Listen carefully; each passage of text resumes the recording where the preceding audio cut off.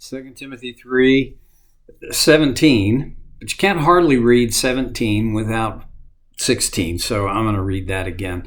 All Scripture is God-breathed and is useful for teaching, rebuking, correcting, and training in righteousness, so that the servant of God may be thoroughly equipped for every good work. Talked about most of it, and today I want to talk about the idea of being thoroughly equipped. To be equipped, anybody that's had any job of any kind, you know how important it is to be equipped. Now, we get equipped in a number of different ways.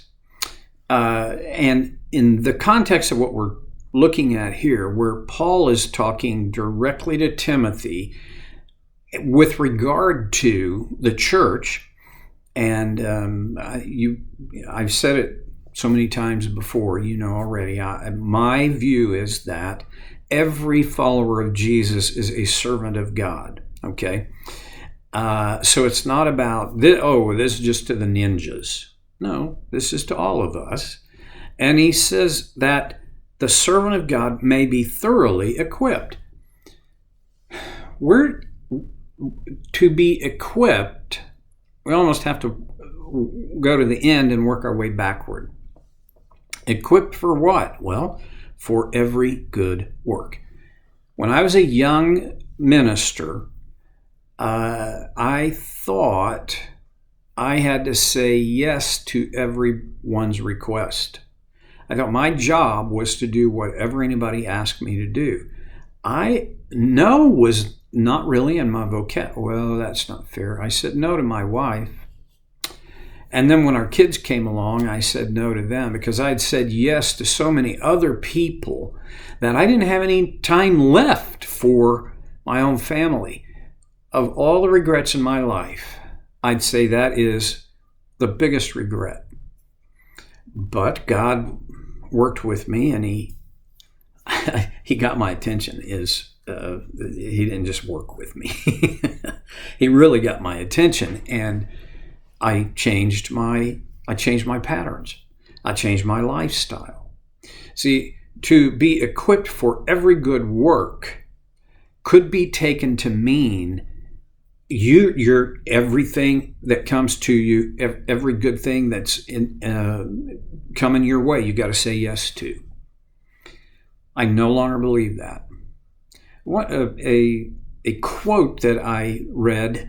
I think it was a quote by Fred Smith, who was the founder of FedEx, who was, by the way, not only a leadership guru, but a very strong Christian. Anyway, the quote is, "Opportunity is not mandate." I'll say it again. Opportunity is not mandate. I thought it was. And part of the reason that I thought it was because the people who asked me to do these things or told me I should do these things, it seemed to be a non-negotiable. I mean, I didn't feel like I could negotiate it. That was my immaturity. But there was another aspect. That wasn't everything that I said yes to. A lot of the things that I said yes to, I could have said no to, but I didn't think I could afford to because I needed to be a big dog on the block. I needed to be that guy. I needed to make a name for myself in youth ministry. I wanted to be the guy that people wanted to have me come and talk about how to do. It was ego-driven, pride-driven, if you really want to bring it down to what the most actual, not just the clinical. I said yes to almost everything that came my way, except to my family. Well, my kids have forgiven me for that, and so has Debbie. I have to also, even at this stage of my life, I've rounded third and I'm kind of sliding for home here, but I still have to learn to say no. I cannot say yes to every good thing that comes down the pike. A quote that really should go right with that opportunity is not a mandate is, your yes means nothing until you can say no. I know this to be true. My yes means I have to say no to something else in order to say yes here. And if I'm needing to say yes, then probably the place to start is just say no to things that don't fit with my mission and purpose. So when Paul writes that the servant of God may be thoroughly equipped for every good work, I'm convinced, okay, he is not saying you got to do everything, every good thing. You're responsible to do every good thing. No, I am not. Neither are you. Well, let's even look at Jesus' life. Jesus didn't heal every single person in Israel when he was living.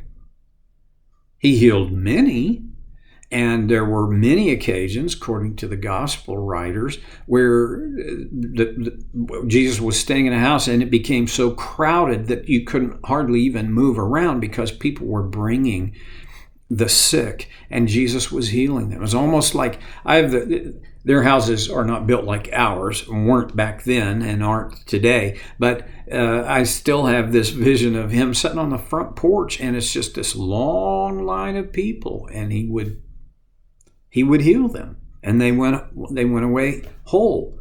But he didn't heal everybody in the town. He healed many, but not all. And there were times when he made himself unavailable.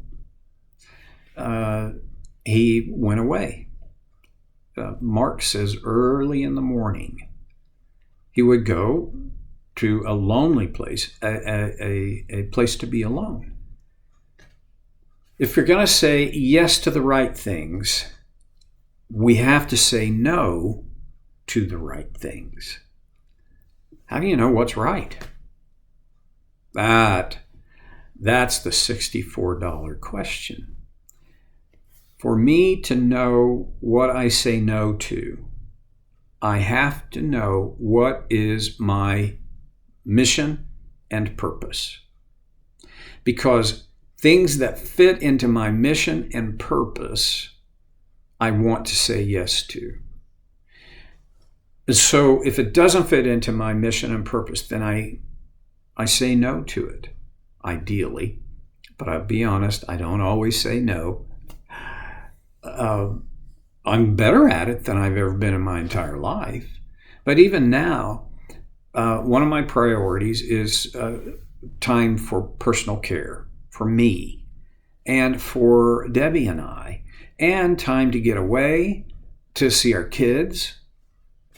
And so there are times when people, and we're talking paying customers here, they want to meet with me, and I have to say, no, I can't do it then.